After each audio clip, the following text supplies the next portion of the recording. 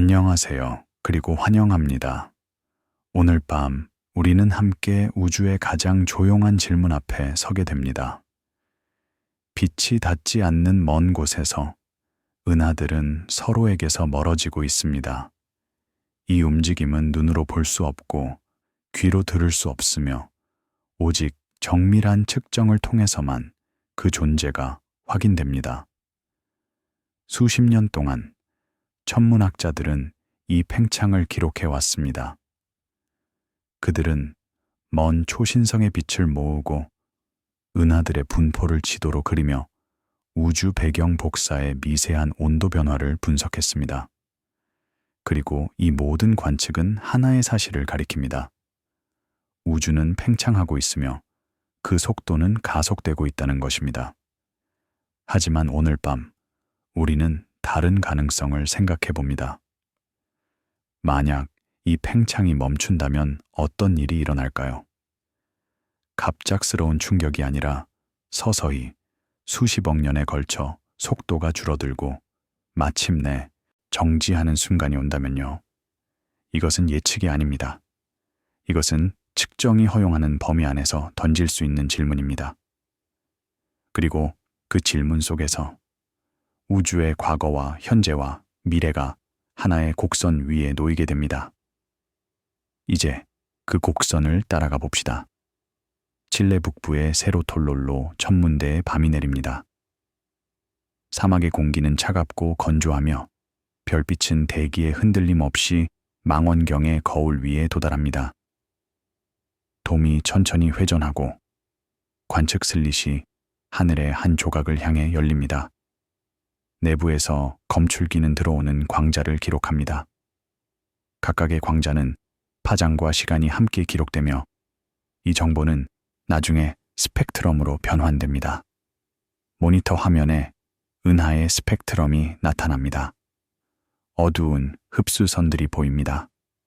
수소, 칼슘, 나트륨과 같은 원소들이 특정 파장의 빛을 흡수한 흔적입니다. 하지만 이 선들은 지구의 실험실에서 측정한 위치와 정확히 일치하지 않습니다. 약간, 하지만 분명하게 붉은 쪽으로 이동해 있습니다. 이 이동량을 적색편이라고 부릅니다. 적색편이는 속도가 아닙니다. 적어도 일상적인 의미에서의 속도는 아닙니다. 그것은 빛이 우리에게 도달하는 동안 우주의 공간 자체가 얼마나 늘어났는지를 보여주는 표식입니다. 가까운 은하는 작은 적색 편의를 보이고 먼 은하는 큰 적색 편의를 보입니다. 이 관계는 수천 개의 은하에서 반복적으로 확인되었으며 그것은 우주 전체의 팽창을 나타내는 지도가 됩니다. 이 조용한 관측의 반복 속에서 팽창은 아이디어로 설명되지 않습니다. 그것은 측정 가능한 오프셋으로 다뤄집니다. 우주는 붉은 쪽으로 이동한 선들의 집합으로 자신을 드러냅니다. 매일 밤 망원경은 같은 하늘을 바라보고 같은 측정을 반복합니다. 그리고 그 반복 속에서 우주의 팽창은 점점 더 정밀하게 기록됩니다. 장면은 초신성 탐사 프로젝트의 보관 이미지로 이동합니다. 같은 하늘 영역이 밤마다 촬영되고 있습니다. 어느 날 밤 아무것도 없던 곳에 작은 빛의 점이 나타납니다. 이 빛은 서서히 밝아진다. 몇 주에 걸쳐 다시 어두워집니다. 이것이 이하형 초신성입니다. 백세과해성이 동반성으로부터 물질을 축적하다가 임계 질량에 도달하여 폭발한 것입니다. 이하형 초신성은 특별한 성질을 가집니다. 그들의 최대 밝기는 거의 일정합니다. 이것은 그들이 표준 광원, 즉 우주의 거리를 재는 자로 사용될 수 있다는 의미입니다. 관측된 밝기와 알려진 절대 밝기를 비교하면 그 초신성까지의 거리를 계산할 수 있습니다. 그리고 그 초신성이 속한 은하의 적색 편의와 함께 거리와 우주 시간 사이의 관계가 만들어집니다. 광도 곡선은 거리 추정치가 됩니다. 빛을 맹목적으로 신뢰해서가 아니라 그 행동이 표준화되고 비교될 수 있기 때문입니다. 데이터는 호스트 은하의 적색 편의와 결합되어 거리와 우주 시간 사이의 관계를 형성합니다. 1990년대 후반 두 개의 독립적인 연구팀이 이 방법을 사용하여 놀라운 발견을 했습니다. 먼 초신성들은 예상보다 더 어두웠습니다. 이것은 그들이 예상보다 더 멀리 있다는 것을 의미했습니다. 우주의 팽창이 감속하는 것이 아니라 가속하고 있다는 것을 나타내는 증거였습니다. 이 관계 속에서 팽창은 단순한 바깥쪽으로의 돌진으로 보이지 않습니다. 그것은 시대에 따라 형태가 변할 수 있는 함수로 보이며 하늘이 허용하는 것에 신중하게 맞춰줘야 합니다. 매년 더 많은 초신성이 발견되고 더 많은 데이터가 축적됩니다. 그리고 팽창의 역사를 나타내는 곡선은 점점 더 정밀해집니다. 다른 반구에서 궤도를 도는 마이크로파 수신기가 다른 종류의 장을 기록합니다. 우주 마이크로파 배경 약자로 CMB는 물체의 사진이 아닙니다. 그것은 마이크로 켈빈 단위로 측정된 온도 변화의 표면입니다. 그 패턴은 희미하고 전체 하늘을 채웁니다. 이것은 빅뱅 이후 약 38만 년이 지났을 때 우주가 처음으로 투명해진 순간의 빛입니다. 분석가들은 그 패턴을 분해합니다. 다중극, 파워 스펙트럼, 우도 등고선, 이로부터 배경 모델을 정의하는 매개 변수가 나타납니다. 오늘날의 팽창률, 물질 밀도, 측정 불확실성 내에서 평탄한 기하학. 2018년 유럽 우주국의 플랑크 위성은 최종 레거시 데이터를 발표했습니다. 이 데이터는 우주론의 표준 모델인 람다 CDM 모델과 일치하는 매개 변수를 제공했습니다. 그것은 먼 종류의 증거입니다. 우주의 가장 초기 빛으로부터 구축된 것입니다. 그러나 그것은 같은 질문을 제약합니다. 공간이 얼마나 빠르게 늘어나고 있는지, 그리고 어떤 성분이 그 늘어남을 제어하는지. 플랑크의 측정은 기준선을 제공합니다. 앞으로의 모든 측정은 이 기준선과 비교됩니다. 키트 피크와 다른 탐사 현장에 사막의 아침이 도착합니다. 광시야 관측 장비들이 은하들의 위치를 마치 더 큰 패턴 속의 알갱이처럼 수집합니다. 우주의 거대 구조, 즉 우주 거미줄은 선 그림이 아니라 통계로 나타납니다. 군집화 강도, 상관함수, 선호되는 분리척도, 그 척도, 바리온 음향 진동 특징은 은하 분포에 새겨진 자와 같은 역할을 합니다. 바리온 음향 진동, 약자로 BAO는 초기 우주에서 음파처럼 전파되던 밀도 변동의 흔적입니다. 빅뱅 이후 약 38만 년이 되었을 때 이 음파는 동결되어 물질 분포에 특정한 스케일을 남겼습니다. 오늘날 그 스케일은 약 1억 5천만 파섹입니다. BAO는 운동을 직접 측정하지 않습니다. 그것은 팽창이 알려진 패턴을 현재의 간격으로 얼마나 늘렸는지를 측정합니다. 매번 새로운 데이터 릴리스가 적색 편의에 대한 우주적 거리의 곡선을 조정합니다. 바깥으로의 운동은 가정되지 않고 다시 측정되며 맞춤은 하늘이 더 많은 점을 산출함에 따라 업데이트되는 살아있는 개체로 남습니다. 로렌스 버클리 국립연구소의 협력연구와 회의실에서 암흑 에너지 분광 장비의 플롯이 이전의 예상과 비교됩니다. 데이터는 단순한 상태, 방정식 매개 변수로 설명될 때 우주 상수와 유사한 행동에 가까운 값을 선호하며 다른 프로브와 결합할 때 시간에 따라 변하는 대안에 대한 테스트도 동기를 부여합니다. 암흑 에너지라는 단어는 검출기에 나타나지 않습니다. 그것은 방정식에서 가속을 가장 잘 설명하는 한계, 나중에 적용되는 레이블입니다. 물리적 메커니즘은 같은 측정된 곡선에 대해 평가되는 여러 모델 가족의 주제로 남아 있습니다.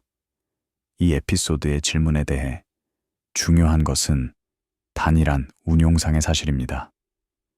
팽창이 멈추면 첫 번째 신호는 은하들의 시각적 정지가 아닐 것입니다. 그것은 보정된 관측의 긴 기준선을 통해서만 감지할 수 있는 그 곡선들의 느린 변화일 것입니다. 은하수 내부에서도 팽창은 이미 실제로 부재합니다. 별들은 중력으로 묶인 은하 안에서 궤도를 돕니다. 행성계는 자체 거리를 유지합니다. 우주적 스케일 팩터는 달을 행성에서 잡아당기지 않습니다. 이 국소적 고요함은 친숙한 빛으로 촬영됩니다. 나선팔, 먼지띠, 별 형성 영역. 바깥으로의 운동은 대규모 평균의 속성이지 모든 구조를 떼어놓는 힘이 아닙니다. 그래서 이야기는 하늘이 강제하는 구별로 시작합니다. 팽창은 실제이고 측정되지만 방을 통과하는 바람이 아닙니다. 그것은 시야가 충분히 클 때만 보이는 공간의 매트릭 변화입니다. 딥필드의 가장자리에서 은하단 렌즈가 빛을 호로 구부립니다. 배경 은하들은 가느다란 곡선으로 늘어나 보이며 그들의 형태는 수백만 개의 물체에 걸쳐 약한 렌싱 전단을 측정하기 위해 기록됩니다. 레싱은 단지 질량의 초상화가 아닙니다. 그것은 또한 성장에 대한 확인입니다.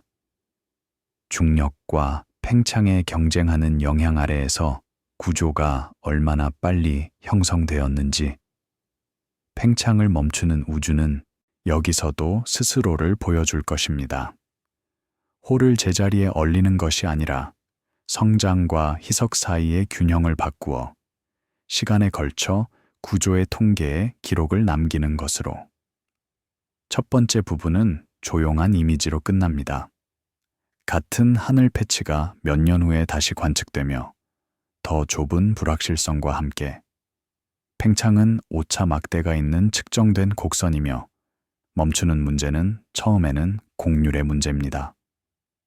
다음 세대의 점들이 같은 추세를 계속하는지 여부, 반복되는 탐사의 느린 리듬 속에서 우주는 자신의 운명을 발표하지 않습니다. 그것은 한 번에 하나의 신중한 비교를 통해 추론되도록 허용합니다. 화이트보드가 단순한 선으로 채워집니다. 시간의 함수로서의 스케일 팩터. 많은 모델에서 그것은 영원히 상승합니다.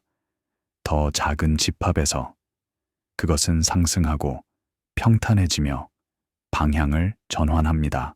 팽창을 멈추는 것은 눈에 보이는 단일한 순간을 설명하지 않습니다. 그것은 방정식의 조건을 설명합니다. 변화율이 0에 도달합니다. 그 지점 이전에 비율은 오랜 시간 동안 감소해 왔을 것이며 그 감소는 거리 지표와 군집화제에서 먼저 보였을 것입니다. 카메라는 오래된 로그북과 보정 프레임에 머무릅니다. 플랫필드, 바이어스 프레임, 정해진 강역으로 관측된 표준별. 중요할 고요함은 보정 사슬이 온전하게 유지되지 않으면 기기 드리프트와 혼동될 수 있을 만큼 미묘합니다. 실제로 멈춤 시나리오는 두 가지가 동시에 참이어야 합니다. 우주는 측정된 대로 지금 팽창하고 있어야 하며 팽창을 구동하는 성분들은 바깥으로의 비율이 감소하고 결국 사라지도록 진화해야 합니다.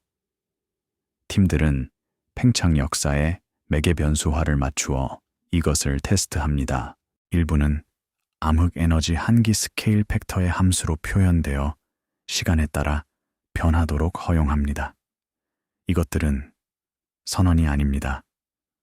그것들은 데이터에게 무엇을 지원할 수 있는지 물어보는 제어된 방법입니다. 이러한 맞춤에서 멈춤은 허용된 행동의 먼 가장자리에 있습니다. 그것은 단일 데이터셋이 아니라 많은 것들 사이의 일치에 의해 제약됩니다.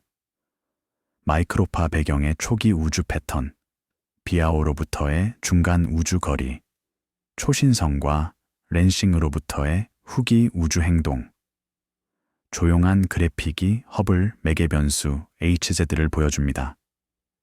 적색 편의의 함수로서의 팽창률, 그것은 불확실성과 함께 점으로 표시됩니다. 멈춤 조건은 직접 관측된 범위를 넘어 미래의 H가 0에 접근하는 것에 해당할 것입니다. 그 미래에 접근하는 유일한 방법은 이미 측정된 것과 일관되게 유지되는 모델을 사용하여 그것을 추론하는 것입니다. 곡선의 기울기가 달랐다면, 가속이 시간이 지남에 따라 약해졌다면, 첫 번째 힌트는 관측된 적색 편이 범위 내에서 HZ의 완만한 재형성일 것입니다. 이것이 새로운 탐사가 중요한 이유입니다. 그것들은 곡선을 확장하고 불확실성을 잡힙니다. 질문은 한 번 묻는 것이 아닙니다. 하늘이 더 높은 정밀도로 지도화될 때마다 다시 묻습니다. 에피소드는 유클리드의 광시야 이미지로 전환됩니다. 밀집한 별필드, 은하단, 희미한 얼룩들이 프레임을 채우는 깊은 모자이크. 임무의 목표는 은하들이 움직이는 것을 보는 것이 아니라 기하학과 구조의 성장을 함께 추적할 수 있도록 형태와 거리를 기록하는 것입니다. 멈춤 시나리오에서 기하학이 변합니다. 적색 편의와 거리 사이의 관계는 일정한 암흑 에너지 항에서 예상되는 곡선에서 벗어날 것입니다. 구조 성장도 변합니다. 중력과 팽창 사이의 경쟁이 바뀌기 때문입니다. 이미지는 같은 종류의 아름다움으로 남습니다. 나선, 타원, 호. 하지만 과학은 집합체에 있습니다. 수백만 개의 은하, 각각은 더 큰 제약에 작은 양의 정보를 기여합니다. 별도의 화면에서 시뮬레이션이 실행됩니다. 가상 우주가 매끄럽게 시작되고 그 다음 중력 아래 덩어리집니다. 필라멘트가 형성됩니다. 헤일로가 병합됩니다. 시뮬레이션은 입력 함수로 팽창 역사를 포함합니다. 그 입력이 변경될 때 더 느린 가속, 결국의 감속, 구조의 타이밍이 변합니다. 은하단이 더 빨리 성장합니다.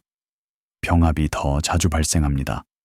우주 거미줄이 더 일찍 두꺼워집니다. 이것들은 일어날 일에 대한 예측이 아닙니다. 그것들은 팽창 역사가 달랐다면 탐사, 통계에 어떤 신호가 나타날지 식별하기 위해 사용되는 코드 내부의 제어된 시험입니다. 내레이션은 우주가 이미 붕괴 영역을 포함하고 있다는 생각에 머무릅니다. 별은 가스의 안쪽 흐름에 의해 형성됩니다. 은하는 상호 중력 아래 병합됩니다. 블랙홀은 강박에 의해 성장합니다. 팽창의 전역적 멈춤은 붕괴를 새로운 현상으로 도입하지 않을 것입니다. 그것은 붕괴가 더 쉬워지는 배경을 바꿀 것이며 묶이고 함께 떨어질 수 있는 스케일의 범위를 증가시킬 것입니다. 이런 식으로 질문은 극적인 역전에 대한 것이 아니라 이미 모든 곳에서 일어나는 과정들의 느린 재균형에 대한 것이 됩니다. 이 부분의 마지막 이미지는 시계를 보여줍니다. 문자 그대로의 시계가 아니라 플롯의 시간 축입니다. 과거는 데이터 포인트로 가득 차 있습니다. 미래는 추론의 음영 영역입니다. 멈춤은 그것이 존재한다면 지평선에 보이는 표식이 아닙니다. 그것은 곡선이 0을 만나는 장소이며 그 장소가 허용되는지 여부는 다음 10년의 측정이 선을 어떻게 재형성하는지에 달려 있습니다. 우주는 그 경계를 향해 서두르지 않습니다. 그것은 관측자들이 인내, 보정, 반복된 하늘을 통해 그것에 접근하도록 허용합니다. 늦은 밤에 스펙트럼이 다시 포착됩니다. 흡수선은 어제 이후로 움직이지 않았습니다. 인간의 시간 척대선은 절대 그렇게 하지 않습니다.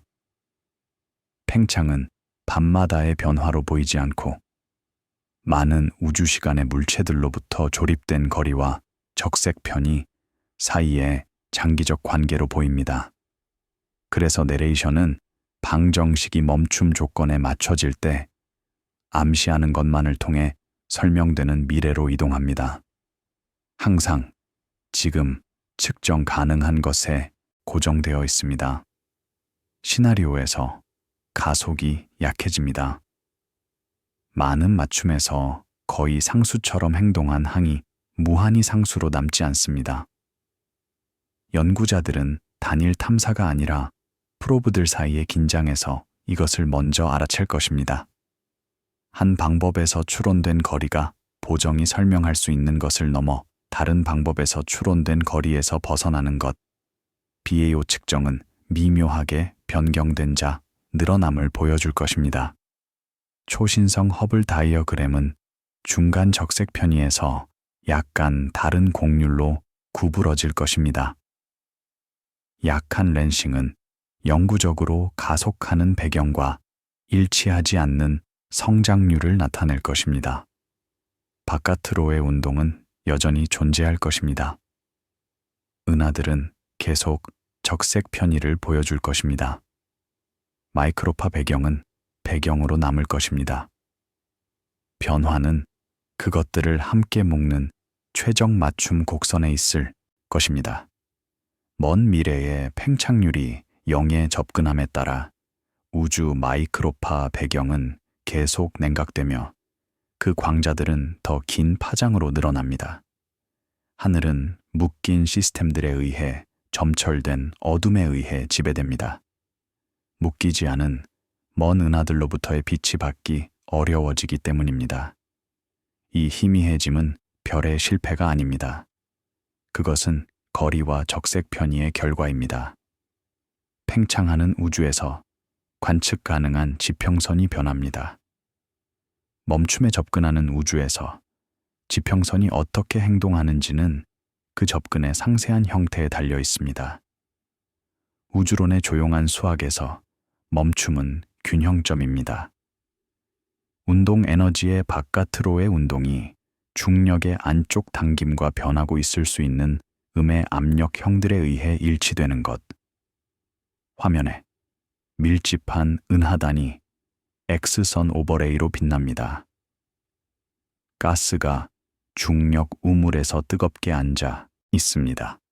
멤버 은하들이 궤도를 돌고 병합하고 재분배합니다. 느려지는 배경에서 더 많은 물질이 긴 시간 정도에 걸쳐 효과적으로 묶게 되고 이와 같은 구조가 지배적인 건축이 됩니다. 그 경우 우주는 점점 더 팽창에 의해 덜 희석되고 중력에 의해 더 형성되는 섬 시스템들의 집합이 됩니다. 이 부분은 우주 거미줄의 넓은 시뮬레이션 뷰로 닫힙니다. 필라멘트는 더 이상 빨리 가늘어지지 않습니다. 공극은 넓어지는 것을 멈춥니다. 패턴은 여전히 진화하지만 분산이 아닌 응집을 향해 진화합니다. 더 천천히 바깥으로 숨쉬는 우주에서 구조는 더 깊은 종류의 기록이 됩니다. 빛뿐만 아니라 거미줄의 점진적인 두꺼워짐에 쓰인 것. 내레이션은 멈춤이 최종 상태가 아니라 전환점인 모델 가족으로 전환됩니다. 이것들은 빅 크런치 궤적입니다. 팽창이 느려지고 멈추고 역전됩니다.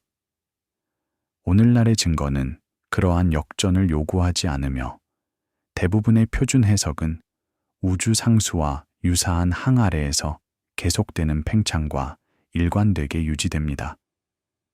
그러나 역전은 기하학과 에너지 함량에 대한 특정 가정에서 수학적으로 허용된 결과로 남아 있으며 현재 데이터가 무엇을 배제하는지 이해하기 위한 경계 사례로 사용됩니다. 이 안쪽 단계에서 스케일 팩터가 감소합니다. 묶이지 않은 은하들 사이의 거리가 줄어들기 시작합니다. 공간을 가로지르는 빛은 다른 적색편이 역사를 경험합니다. 세부 사항에 따라 수축이 진행됨에 따라 먼 물체의 적색 편의가 줄어들고 잠재적으로 청색 편의로 이동할 수 있습니다. 촬영이 절제됩니다. 은하 필드가 서서히 밀도가 높아집니다. 은하들이 서두르기 때문이 아니라 배경, 스케일이 머리를 정의하는 분리를 바꾸기 때문입니다. 엄청난 시간에 걸쳐 충돌이 이전에 묶이지 않았던 그룹에서 흔해집니다. 은하단이 최은하단으로 병합되고 한때 희박했던 가스가 압축되어 깊어지는 우물로 떨어지면서 가열됩니다. 상호작용이 빈번해지면서 별 형성이 폭발적으로 상승할 수 있고 그 다음 가스가 고갈되고 환경이 가혹해지면서 다시 떨어집니다. 같은 광자들이 더 짧은 파장으로 압축되기 때문에 수축 동안 복사 배경이 에너지 밀도가 증가합니다. 한때 냉각되던 마이크로파 배경이 수축 단계에서 따뜻해지기 시작할 것입니다. 이것은 플래시로 설명되지 않습니다. 그것은 우주의 장부 정리의 느린 재조직으로 설명됩니다. 밀도가 상승하고 지평선이 변하고 시간 척도가 짧아집니다. 그러한 궤적의 끝 근처에서 우주는 뜨겁고 밀도가 높아집니다.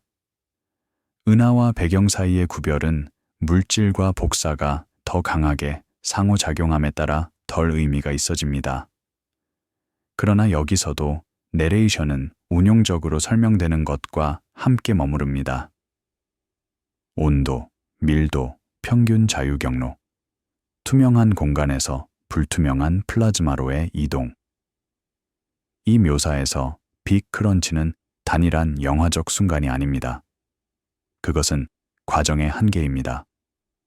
상승하는 밀도와 증가하는 상호작용을 통해 접근되며 우주가 가장 초기 시간과 더 유사한 조건을 닮을 때까지.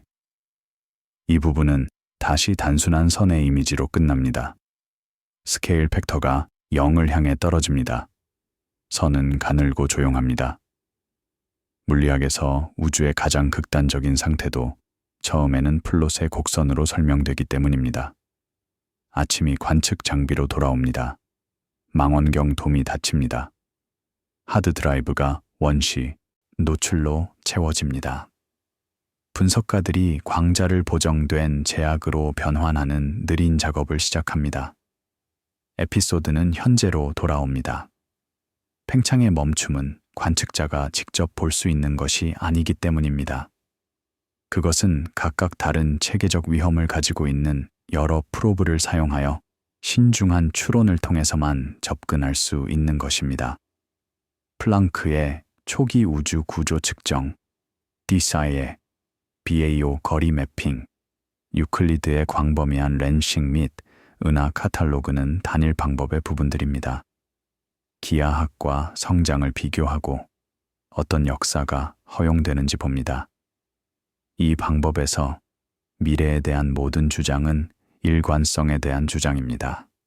팽창을 멈추는 우주는 오늘날의 하늘에 지문을 남길 것입니다. 거리가 적색 편의와 함께 쌓이는 방식과 구조 성장이 시간을 추적하는 방식의 미묘한 변화.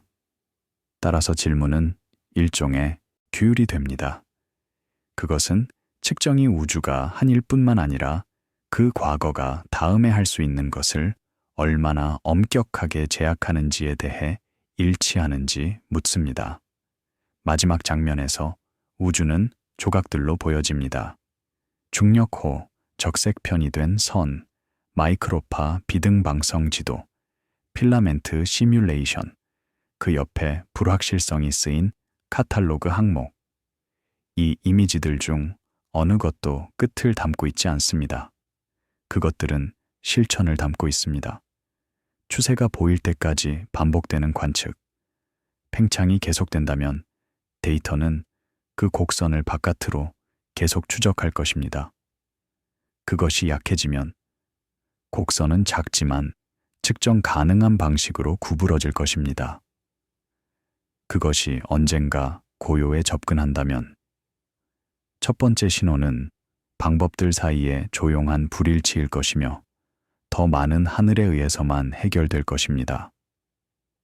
이러한 측정의 느린 리듬 속에서 우주는 자신을 예측하지 않습니다. 그것은 기록되고 있습니다. 한 번에 하나의 보정된 거리, 하나의 매핑된 필라멘트, 하나의 희미한 배경 패턴. 2018년 7월의 어느 날, 유럽 우주국은 플랑크 위성의 최종 레거시 데이터셋을 공개했습니다. 이 순간은 조용했습니다. 기자 회견도 축하 파티도 없었습니다. 단지 서버에 업로드된 파일들, 그리고 그것들을 다운로드하기 시작한 전 세계의 천문학자들이 있었을 뿐입니다. 플랑크는 2009년에 발사되어 2013년까지 주요 임무를 수행했습니다. 그것은 L2 라그랑 주점에서 지구와 태양을 등지고 우주 마이크로파 배경을 스캔했습니다. 이 배경 복사는 빅뱅 이후 약 38만 년이 지났을 때 방출된 빛입니다. 그 시점의 우주는 충분히 식어서 전자와 양성자가 처음으로 중성수소 원자를 형성할 수 있었습니다. 광자들은 더 이상 자유전자에 의해 산란되지 않았고 직선으로 여행하기 시작했습니다. 그 빛은 138억 년 동안 여행했습니다. 그 과정에서 우주의 팽창에 의해 늘어나 원래의 가시광선에서 마이크로파 영역으로 적색 편이 되었습니다. 오늘날 그것은 약 2000조 2보 켈빈의 온도로 하늘 전체를 채웁니다. 플랑크의 검출기는 이 배경의 온도 변화를 마이크로 켈빈 정밀도로 측정했습니다. 하늘 지도에서 이 변화들은 약간 따뜻한 점과 약간 차가운 점으로 나타납니다. 이 패턴은 무작위가 아닙니다. 그것은 초기 우주의 밀도 변동, 즉 나중에 은하와 은하단으로 성장할 씨앗들의 화석 기록입니다. 분석가들은 이 패턴을 파워 스펙트럼으로 변환합니다. 이것은 다양한 각도 크기에서 온도 변동의 진폭을 나타내는 그래프입니다. 이 스펙트럼의 형태는 우주의 기본적인 성질들에 의해 결정됩니다. 물질의 밀도, 암흑 물질의 양, 공간의 기하학, 팽창률. 2018년의 최종 분석에서 플랑크 팀은 이 매개 변수들에 대한 가장 정밀한 추정치를 발표했습니다. 그들의 결과는 람다 CDM 모델, 즉 우주상수와 차가운 암흑 물질을 포함하는 표준 우주론 모델과 일치했습니다.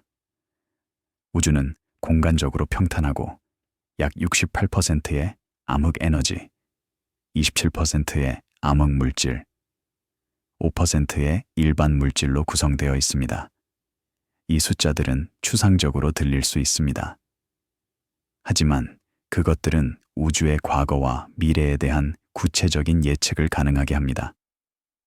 초기 밀도 변동이 은하로 성장하는 데 걸리는 시간, 특정 적색 편의에서 은하까지의 거리, 우주의 나이, 팽창이 어떻게 진화할지. 플랑크 데이터가 제공하는 것은 기준선입니다. 다른 모든 측정은 이 기준선과 비교됩니다.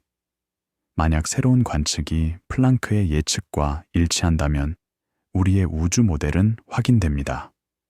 만약 일치하지 않는다면 무언가 새로운 것을 발견했거나 측정에 오류가 있거나 모델이 수정되어야 합니다.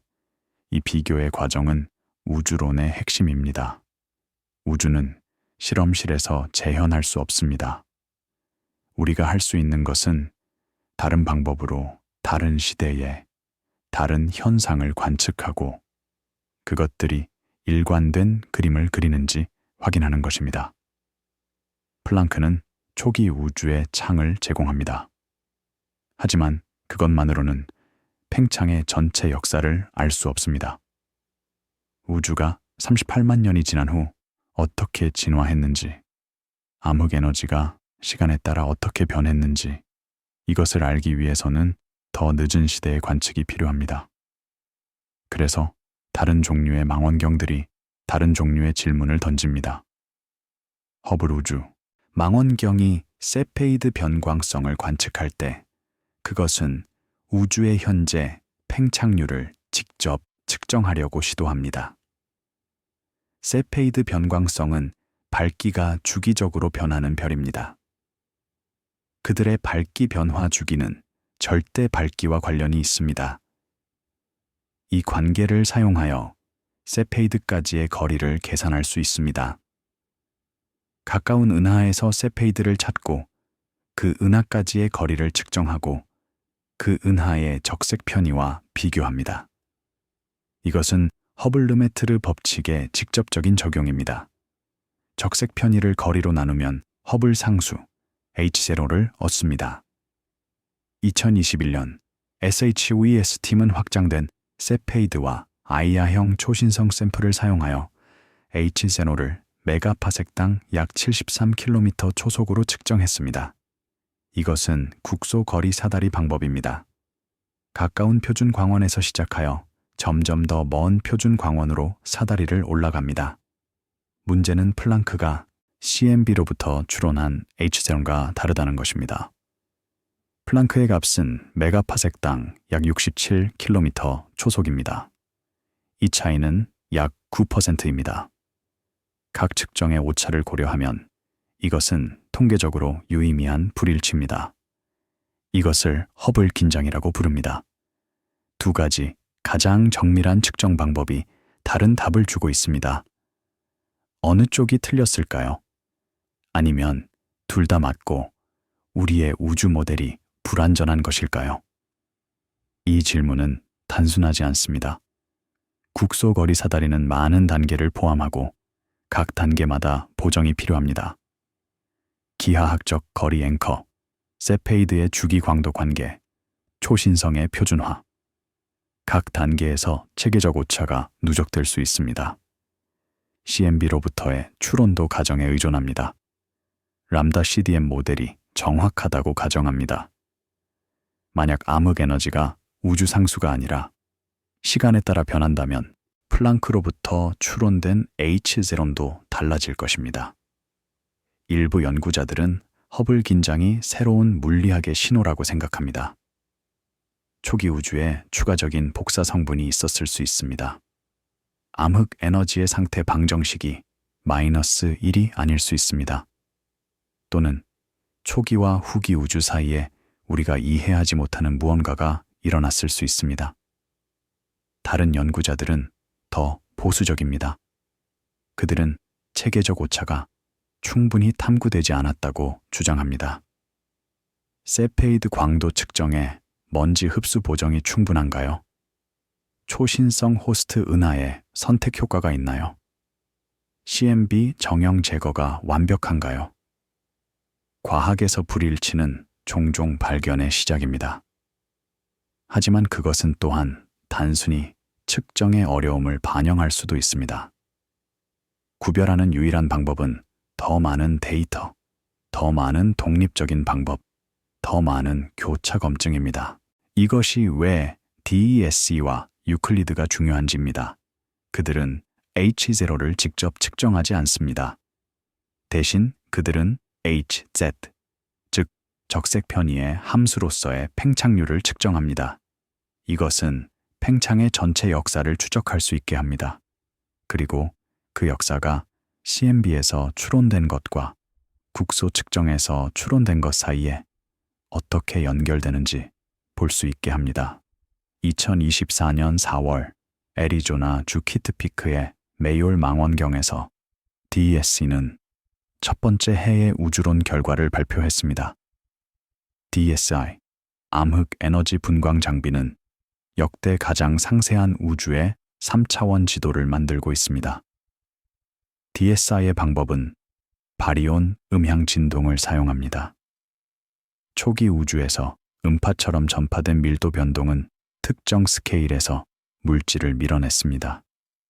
그 스케일은 오늘날 약 5억 광년입니다. 은하 분포에서 이 스케일을 측정하면 표준자로 사용할 수 있습니다. 달은 적색 편의에서 이 표준자의 겉보기 크기를 측정하면 거리와 팽창률을 추론할 수 있습니다. 이것은 CMB와 국소 측정 사이의 강역을 채우는 방법입니다. DS의 첫 번째 하의 결과는 600만 개 이상의 은하와 퀘이사로부터 추출되었습니다. 그들은 적색 편이 0.1에서 2.1까지, 우주 나이로 치면 빅뱅 후 약 30억 년에서 현재까지의 범위를 다룹니다. BAO만을 사용한 결과는 람다 CDM 모델과 일치했습니다. 암흑 에너지가 우주 상수라는 가정과 데이터가 잘 맞았습니다. 하지만 DESI는 또한 시간에 따라 변하는 암흑 에너지 모델도 테스트했습니다. 이것은 WBR와 맥의 변수화라고 불립니다.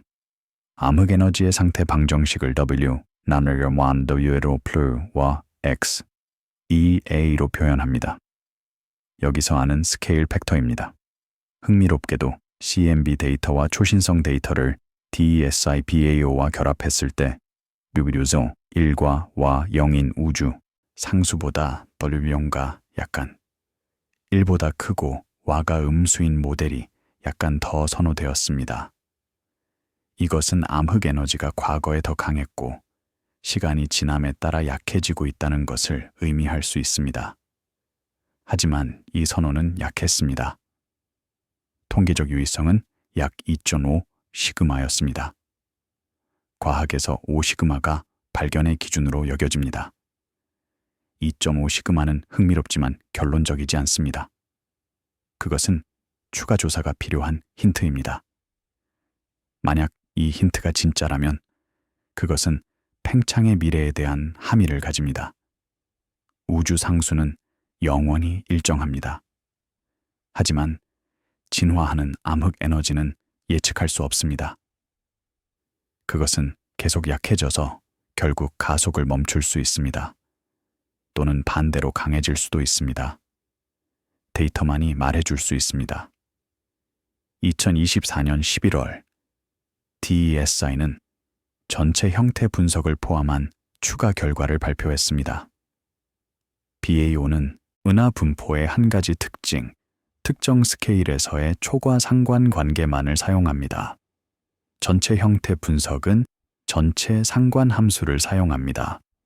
이것은 더 많은 정보를 추출하지만 더 복잡한 모델링을 필요로 합니다.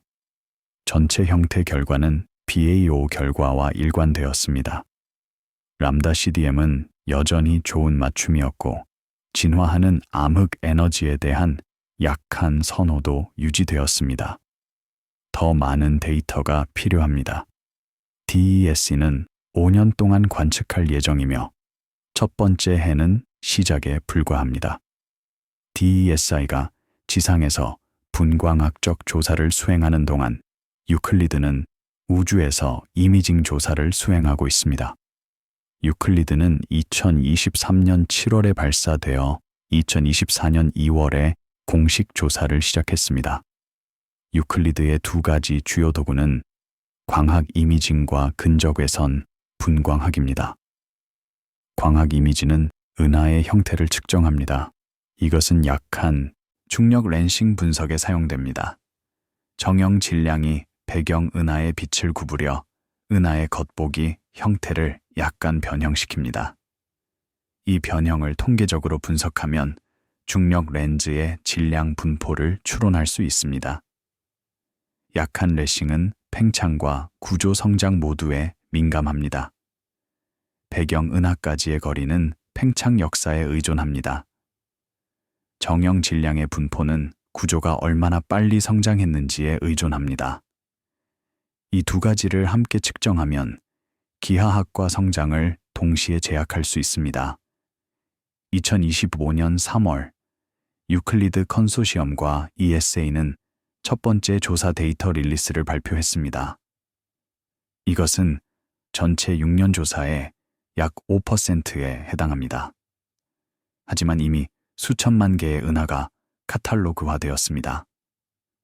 발표에는 딥필드 이미지가 포함되었습니다. 허블 울트라 딥필드보다 더 넓은 영역을 비슷한 깊이로 촬영한 것입니다. 강한 중력 렌즈 후보들도 식별되었습니다. 배경 은하가 완전한 골이나 여러 개의 상으로 나타나는 극적인 렌싱 현상입니다. 과학적 분석은 아직 예비적입니다. 체계적 효과, 점 확산 함수 보정, 형태 측정 정확도를 검증하는 데 시간이 걸립니다. 하지만 데이터의 품질은 약속대로입니다.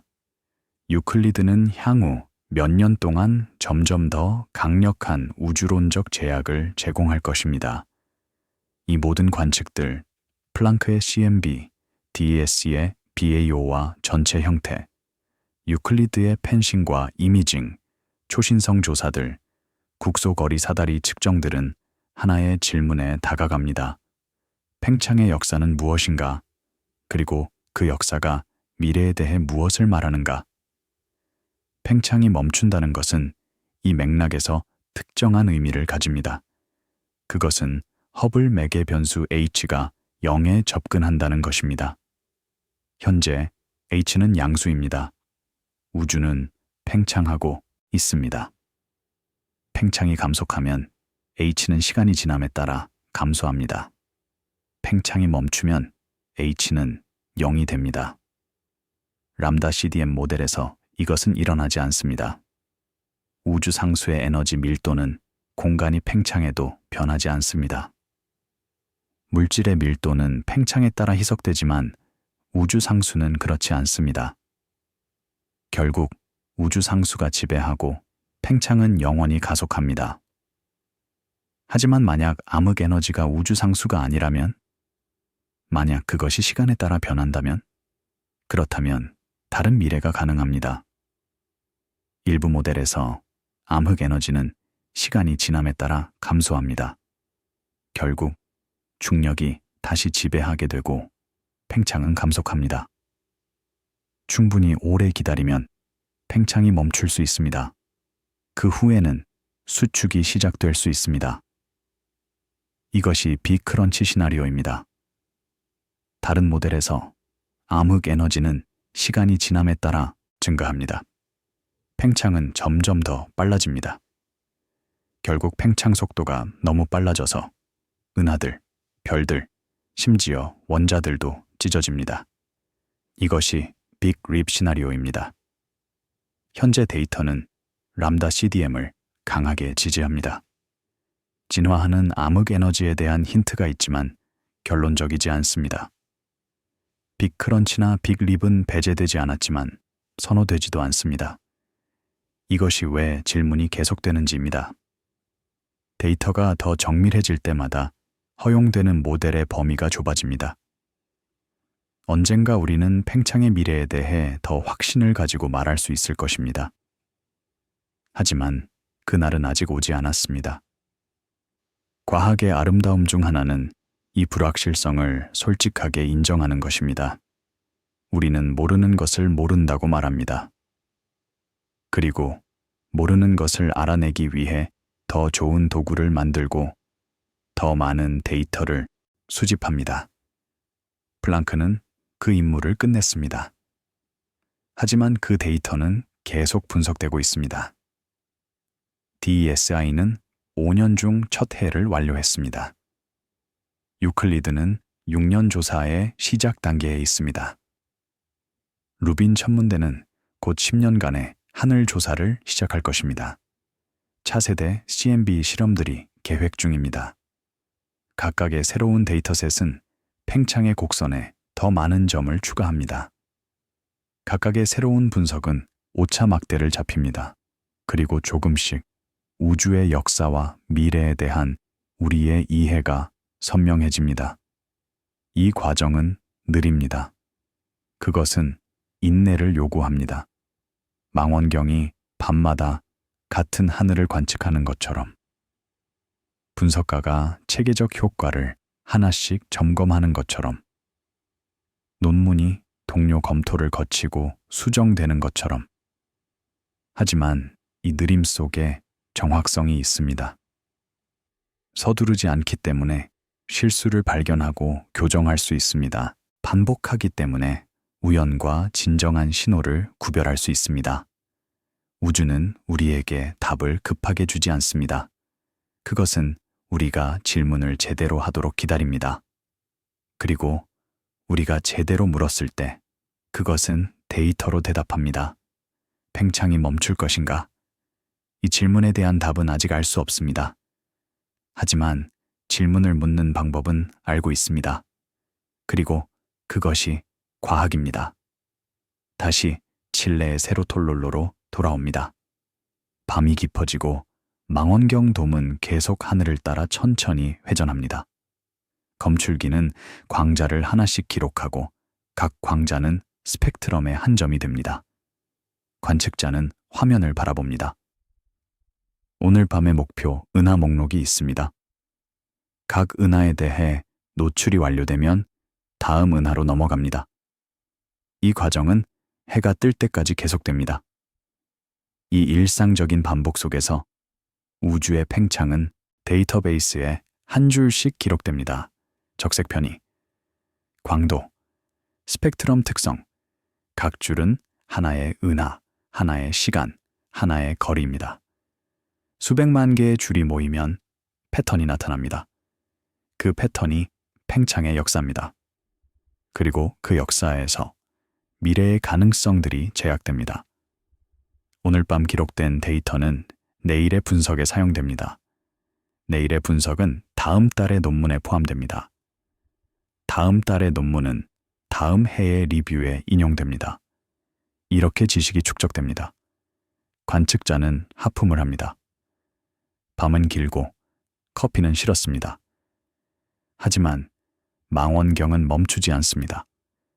하늘이 맑은 한 관측은 계속됩니다. 이것이 우주론의 리듬입니다. 급격한 발견보다는 꾸준한 축적, 극적인 순간보다는 조용한 반복, 그리고 이 리듬 속에서 우주의 가장 큰 질문들에 대한 답이 천천히 형태를 갖춥니다. 팽창이 멈출 것인가? 이 질문은 오늘 밤 대답되지 않을 것입니다. 아마도 우리의 생애에 대답되지 않을 것입니다.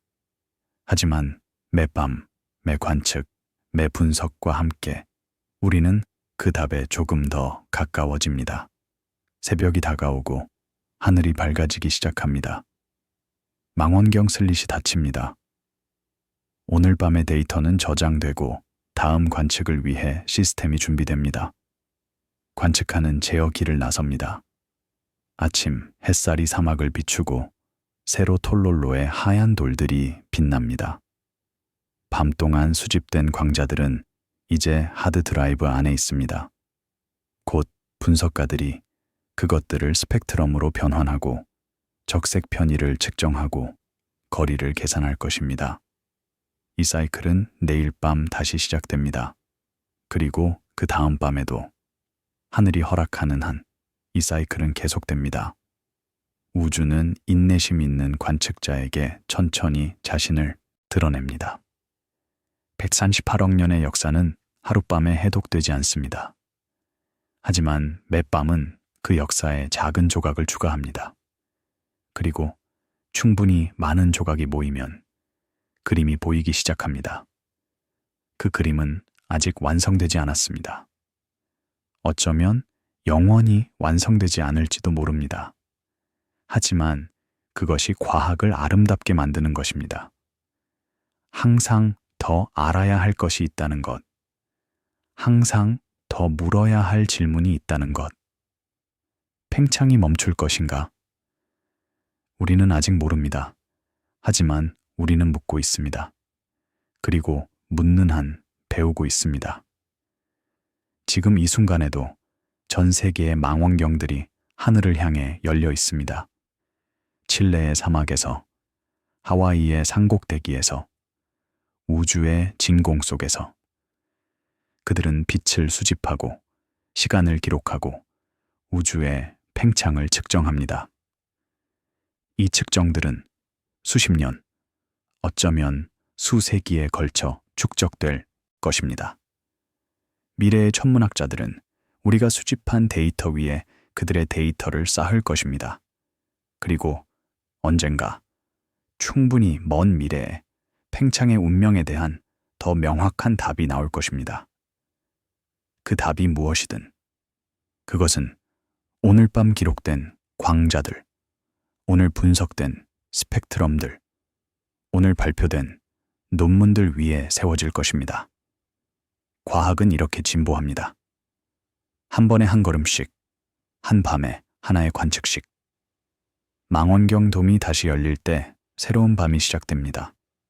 새로운 광자들이 수집됩니다. 새로운 데이터가 기록됩니다. 팽창의 곡선에 새로운 점들이 추가됩니다. 그리고 우주는 계속해서 팽창합니다. 적어도 우리가 아는 한, 적어도 우리가 측정하는 한.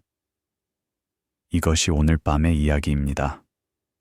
팽창하는 우주에서 그 팽창을 측정하는 사람들의 이야기. 그리고 아직 답해지지 않은 질문의 이야기. 팽창이 멈출 것인가? 질문은 열려 있습니다. 우주는 답을 간직하고 있습니다. 그리고 우리는 인내심을 가지고 기다리며 하늘을 관측합니다. 어둠 속에서 빛이 여행합니다. 수십억 년 전에 떠난 빛이 지금 우리의 검출기에 도달합니다. 그 빛은 메시지를 담고 있습니다. 우주가 어떻게 팽창해 있는지에 대한 메시지. 우리는 그 메시지를 읽는 법을 배우고 있습니다. 스펙트럼을 분석하고 거리를 계산하고 모델을 맞춥니다. 이 과정은 복잡하고 어렵지만 보람이 있습니다. 왜냐하면 매번 새로운 것을 배우기 때문입니다. 팽창의 역사를 이해하는 것은 우리 자신의 기원을 이해하는 것입니다. 우주가 어떻게 시작되었고, 어떻게 진화했고, 어떻게 우리가 여기에 있게 되었는지.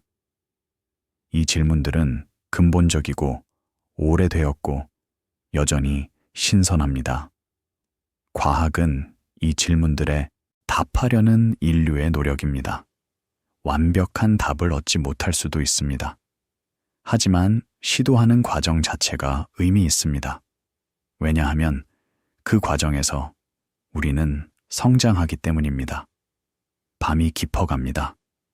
별들이 빛나고 은하들이 멀어지고 우주는 조용히 팽창합니다. 이 광대한 움직임 속에서 작은 행성의 작은 생명체들이 하늘을 올려다봅니다. 그들은 궁금해합니다. 이 모든 것이 어디로 가고 있는지. 정확한 답은 모릅니다. 하지만 질문할 수 있다는 것, 그리고 질문에 대답하려고 노력할 수 있다는 것, 그것이 우리를 특별하게 만듭니다. 우주는 거대하고 오래되었습니다. 그 앞에서 우리는 작고 젊습니다. 하지만 우리는 배울 수 있습니다. 그리고 배운 것을 다음 세대에 전할 수 있습니다. 이것이 과학의 전통입니다. 이것이 지식의 사슬입니다. 오늘 밤 기록된 데이터는 그 사슬의 한 거리입니다. 작은 고리이지만 없어서는 안 될 거리입니다. 왜냐하면 모든 큰 발견은 작은 관측들의 축적 위에 세워지기 때문입니다. 팽창이 멈출 것인가? 질문은 계속됩니다. 관측은 계속됩니다. 그리고 우주는 인내심 있는 탐구자에게 천천히 비밀을 드러냅니다. 시간의 흐름 속에서 모든 것이 변합니다. 별이 태어나고 죽습니다. 은하가 형성되고 충돌합니다. 우주 자체가 팽창하고 어쩌면 언젠가 멈출지도 모릅니다. 하지만 오늘 밤 이 순간 우주는 팽창하고 있습니다. 그리고 우리는 그것을 측정하고 있습니다. 이것이 확실한 것입니다. 이것이 우리가 알고 있는 것입니다. 나머지는 미래가 밝힐 것입니다. 더 많은 데이터가, 더 정밀한 분석이, 더 깊은 이해가 그 답을 가져올 것입니다. 우리는 기다릴 수 있습니다. 우주만큼 인내심이 있지는 않지만 과학자들은 기다리는 법을 알고 있습니다. 밤이 물러가고 새벽이 다가옵니다. 하늘은 분홍빛으로 물들고 첫 번째 새들이 노래하기 시작합니다. 관측자는 집으로 돌아가 잠을 잡니다. 내일 밤을 위해 쉬어야 합니다. 그리고 내일 밤 망원경은 다시 하늘을 향해 열릴 것입니다. 새로운 강자들이 기록될 것입니다. 팽창의 역사에 새로운 페이지가 추가될 것입니다. 이 사이클은 계속됩니다. 밤과 낮, 관측과 분석, 질문과 탐구, 우주론의 리듬은 멈추지 않습니다. 팽창이 멈출 것인가? 우리는 계속 물을 것입니다. 그리고 언젠가 답을 알게 될 것입니다. 그때까지 하늘은 열려 있고 망원경은 준비되어 있고 과학자들은 일하고 있습니다. 이것이 우리가 하는 일입니다. 이것이 우리가 아는 방법입니다. 우주의 가장 큰 비밀 앞에서 우리는 겸손합니다. 하지만 호기심은 꺾이지 않습니다. 그리고 그 호기심이 우리를 앞으로 이끕니다. 언제나 더 알아야 할 것이 있습니다. 언제나 더 관측해야 할 하늘이 있습니다. 언제나 더 물어야 할 질문이 있습니다. 팽창이 멈출 것인가? 질문은 계속됩니다. 탐구는 계속됩니다. 그리고 우주는 인내심 있게 기다리며 우리가 답을 찾아가는 것을 지켜봅니다. 이것이 과학입니다. 이것이 우주론입니다. 이것이 우리의 이야기입니다. 이제 이야기의 두 번째 장으로 넘어갑니다. 현재의 팽창률을 둘러싼 논쟁, 그리고 그 논쟁이 왜 중요한지에 대해. 허블 상수라는 이름은 에드윈 허블에서 왔습니다. 1929년, 그는 은하들이 우리에게서 멀어지고 있으며 그 속도가 거리에 비례한다는 것을 발견했습니다. 이것은 우주가 팽창하고 있다는 첫 번째 관측적 증거였습니다. 허블 상수 H0는 이 비례 관계의 상수입니다. 후퇴 속도를 거리로 나누면 H0를 얻습니다. 그 단위는 보통 메가파섹당 킬로미터 초속입니다. 현재의 값은 대략 70 정도입니다. 이것은 1메가파섹, 약 326만 광년 떨어진 은하가 초당 약 70km의 속도로 우리에게서 멀어지고 있다는 것을 의미합니다. HMO의 역수는 허블 시간이라고 불리며 우주의 대략적인 나이를 나타냅니다. H0가 70이면 허블 시간은 약 140억 년입니다. 물론 실제 우주의 나이는 팽창 역사에 따라 다르지만 이것은 좋은 근사입니다. H0를 정밀하게 측정하는 것은 우주론의 핵심 과제 중 하나입니다. 왜냐하면 H0는 우주의 크기, 나이, 그리고 구성에 대한 정보를 담고 있기 때문입니다. 두 가지 주요 방법이 H0를 측정하는 데 사용됩니다. 하나는 국소 거리 사다리이고 다른 하나는 초기 우주 관측입니다. 국소 거리 사다리는 가까운 곳에서 시작합니다. 먼저 기하학적 방법으로 가장 가까운 별들까지의 거리를 측정합니다. 시차, 즉 지구가 태양 주위를 돌면서 별의 겉보기 위치가 변하는 것을 이용합니다. 가이아 위성은 수십억 개의 별에 대해 이 측정을 수행했습니다. 다음으로 세페이드 변광성을 사용합니다. 세페이드의 주기 광도 관계는 잘 알려져 있습니다. 더 긴 주기를 가진 세페이드는 더 밝습니다. 가이아가 측정한 가까운 세페이드의 거리를 사용하여 이 관계를 보정하면 더 먼 세페이드까지의 거리를 계산할 수 있습니다. 세페이드는 우리 은하와 가까운 은하들에서 관측됩니다. 허블 우주망원경은 수십 개의 은하에서 세페이드를 찾아냈습니다. 이 은하들 중 일부에서 아야형 초신성이 발생했습니다. 세페이드, 거리와 초신성의 밝기를 비교하면 초신성의 절대 밝기를 보정할 수 있습니다.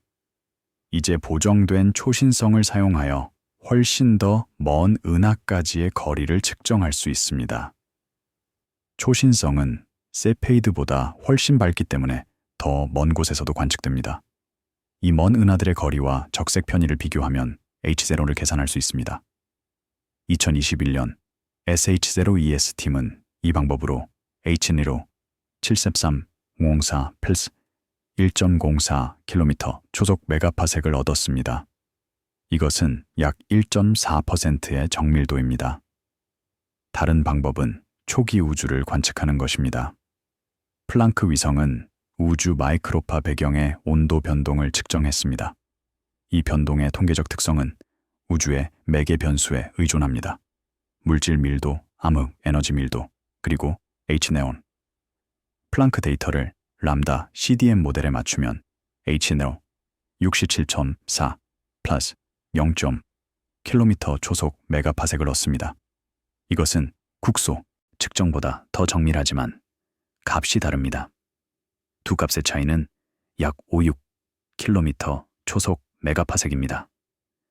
각 측정의 오차를 고려하면 이 차이는 약 455 표준 편차입니다.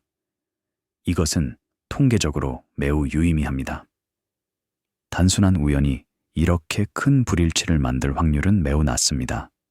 이 불일치를 허블 긴장이라고 부릅니다. 왜 두 방법이 다른 값을 주는지 아직 확실하지 않습니다. 하나의 가능성은 측정 오차입니다. 국소 거리 사다리는 많은 단계를 포함합니다. 각 단계에서 체계적 오차가 있을 수 있습니다. 세페이드의 주기 광도 관계가 은에 따라 다를 수 있습니다. 먼지 흡수가 과소 또는 과대평가될 수 있습니다. 초신성 호스트 은하의 선택 효과가 있을 수 있습니다. CMB 분석에도 불확실성이 있습니다. 정형 은하와 성간 매질의 방출을 제거해야 합니다. 기기 효과를 보정해야 합니다. 그리고 결과는 가정된 우주 모델에 의존합니다. 많은 연구자들이 이러한 체계적 효과를 조사했습니다. 지금까지 불일치를 설명할 만큼 큰 오차는 발견되지 않았습니다. 하지만 가능성은 남아 있습니다. 다른 가능성은 새로운 물리학입니다. 람다 CDM 모델이 불완전할 수 있습니다. 초기 우주에 추가적인 방사 성분이 있었을 수 있습니다. 이것은 CMB로부터 추론된 H1호를 높일 것입니다. 또는 암흑 에너지가 시간에 따라 변할 수 있습니다. 이것은 초기와 후기 우주 사이의 팽창 역사를 바꿀 것입니다. 이 가능성들은 모두 활발히 연구되고 있습니다. 아직 결론은 나지 않았습니다. 허블 긴장은 팽창의 미래에 대한 질문과 어떻게 연결될까요? 직접적인 연결은 없습니다. H존은 현재의 팽창률이고 우리가 묻는 것은 미래의 팽창률입니다. 하지만 간접적인 연결이 있습니다. 만약 허블 긴장이 새로운 물리학의 신호라면 우리의 우주 모델이 수정되어야 합니다. 수정된 모델에서 팽창의 미래도 달라질 수 있습니다. 예를 들어 진화하는 암흑 에너지는 현재의 팽창률에도 미래의 팽창에도 영향을 미칩니다. 또한 허블 긴장은 측정의 어려움을 상기시켜 줍니다. 현재의 팽창률도 정확히 알지 못하는데 미래의 팽창에 대해 어떻게 자신 있게 말할 수 있을까요? 이것은 겸손해야 할 이유입니다. 과학에서 불일치는 종종 가치 있는 정보입니다. 그것은 우리가 무엇을 모르는지 보여줍니다. 그리고 무엇을 더 조사해야 하는지 알려줍니다. 허블 긴장을 해결하기 위해 더 많은 독립적인 측정이 필요합니다. DSI와 유클리드가 제공하는 BAO와 렌싱 측정은 국소 거리 사다리와 CMB 사이의 간격을 채울 수 있습니다. 이것은 어디에서 불일치가 발생하는지 좁히는데 도움이 됩니다. 중력파 천문학도 도움이 될 수 있습니다. 쌍성 중성자별 병합과 같은 사건은 표준 사이렌으로 사용될 수 있습니다. 중력파의 진폭에서 거리를 추론하고 전자기파 대응체에서 적색 편의를 측정하면 완전히 독립적인 방법으로 H0를 구할 수 있습니다.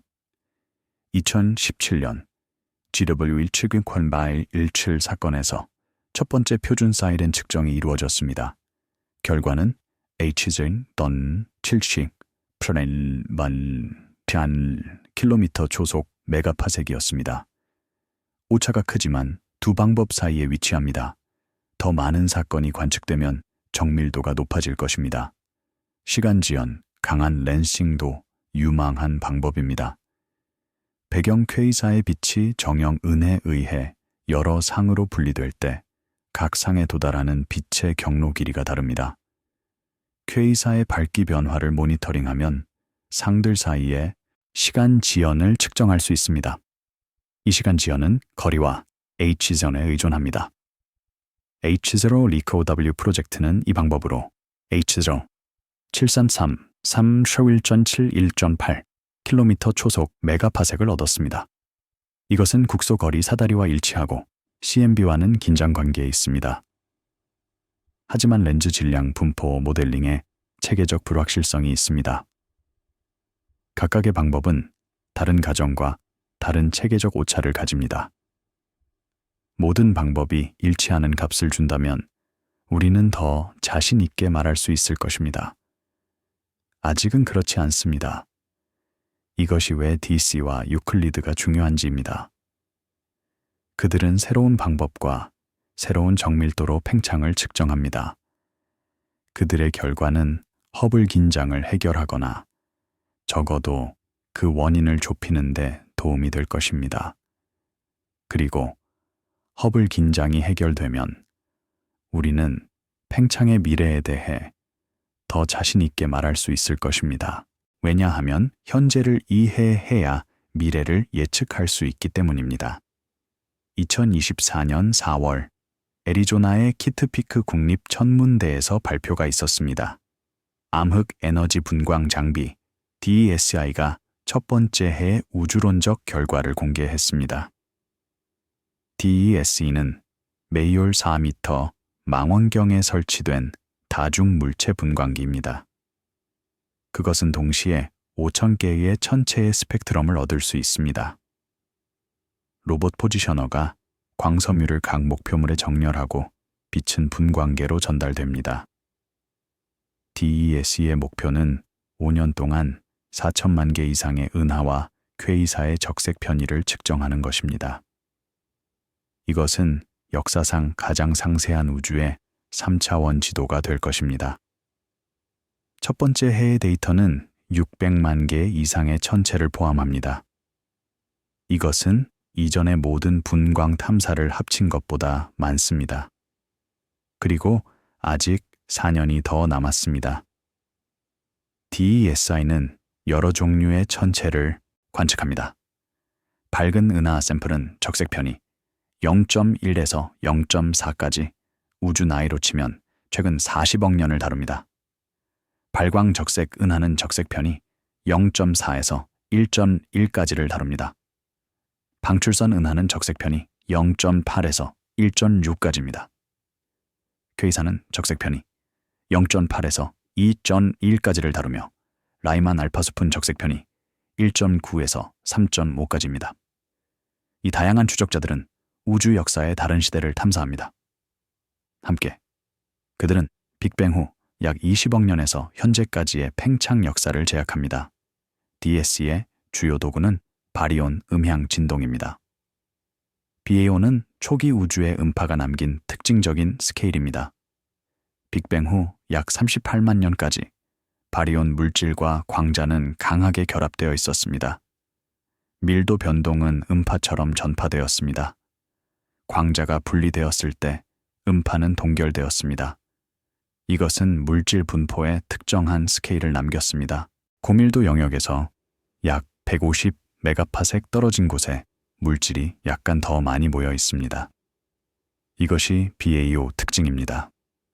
오늘날 이 스케일은 은하 분포에서 측정될 수 있습니다. 두 은하 사이의 거리 분포를 분석하면 약 150 메가파섹 근처에서 약간의 초과가 보입니다. 이 초과의 위치는 표준자로 사용될 수 있습니다. 다른 적색 편의에서 이 표준자의 겉보기 크기를 측정하면 각지름 거리를 추론할 수 있습니다. 또한 적색 편의 방향의 BAO 스케일을 측정하면 허블 매개 변수 H세리타를 추론할 수 있습니다. DESIA의 첫 번째 해 BAO 결과는 7개의 적색 편이 빈에서 거리와 H세리를 측정했습니다. 각 빈에서의 측정은 24%의 정밀도를 가졌습니다. 이것은 이전의 BAO 측정보다 상당히 개선된 것입니다. BAO만을 사용한 결과는 람다 CDM 모델과 일치했습니다. 암흑 에너지가 우주, 상수라는 가정이 데이터와 맞았습니다. 하지만 DES는 또한 확장된 모델도 테스트했습니다. W유전과 매개 변수화에서 암흑 에너지의 상태 방정식은 시간에 따라 변할 수 있습니다. W에서 플러스와 X, 여디울레이, 여기서 R은 스케일 팩터입니다. 우주 상수의 경우 W기로, R이 N암을이고, 와, R는 0입니다. DESI BAO만으로는 WB와 Y를 잘 제약할 수 없습니다. 하지만 CMB 데이터와 초신성 데이터를 결합하면 더 강한 제약이 가능합니다. 흥미롭게도 결합된 분석에서 WB와 모델이 람다 CDM보다 약간 더 선호되었습니다. 최적 맞춤 값은 WD1 0.4 보이고 와 1.79였습니다. 이것은 과거의 암흑 에너지가 더 강했고 시간이 지남에 따라 약해지고 있다는 것을 의미할 수 있습니다. 하지만 이 선호는 약했습니다. 통계적 유의성은 약 2.5 시그마였습니다. 이것은 힌트이지 발견이 아닙니다. 더 많은 데이터가 필요합니다. 2014년 11월 DES는 추가 결과를 발표했습니다. 전체 형태 분석이라고 불리는 것입니다. BAO는 상관 함수의 한 가지 특징, 특정 스케일에서의 피크만을 사용합니다. 전체 형태 분석은 상관 함수의 전체 모양을 사용합니다. 전체 형태 분석은 더 많은 정보를 추출할 수 있습니다. 특히 구조의 성장률에 민감합니다. 은하들이 얼마나 빨리 군집하는지는 중력의 강도와 팽창의 역사에 의존합니다. 전체 형태 결과는 BAO 결과와 일관되었습니다. 람다 CDM은 여전히 좋은 맞춤이었고 진화하는 암흑 에너지에 대한 약한 선호도 유지되었습니다. 이러한 결과가 팽창의 미래에 대해 무엇을 말해줄까요? 직접적으로는 많지 않습니다. DES는 과거의 팽창을 측정합니다. 미래는 추론해야 합니다. 하지만 만약 암흑 에너지가 정말로 약해지고 있다면 그것은 팽창의 미래에 함의를 가집니다. 충분히 약해지면 팽창의 가속이 멈출 것입니다.